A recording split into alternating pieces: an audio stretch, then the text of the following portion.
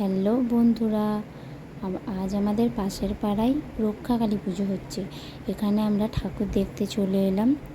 এখানে ভোগ খাওয়ানো হচ্ছে, আর তোমাদের আমি সবটাই ঘুরে দেখাবো। তোমাদের কেমন লাগলো অবশ্যই জানিও। এই তো চলে এসেছি প্রায়।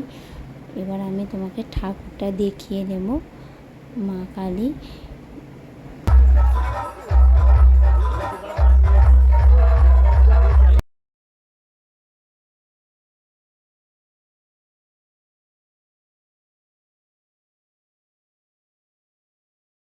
এই তো আগেই দেখেছো, এটা রাধা গোবিন্দের মন্দির।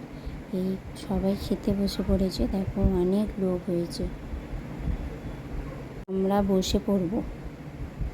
আমরা এবার বসে পড়ব। এখানে রাইস, আলুর দম, চাটনি, পায়েস, মিষ্টি খাওয়ানো হয়েছিল। আচ্ছা বন্ধুরা, তোমাদের কেমন লাগলো আমাকে অবশ্যই জানিও।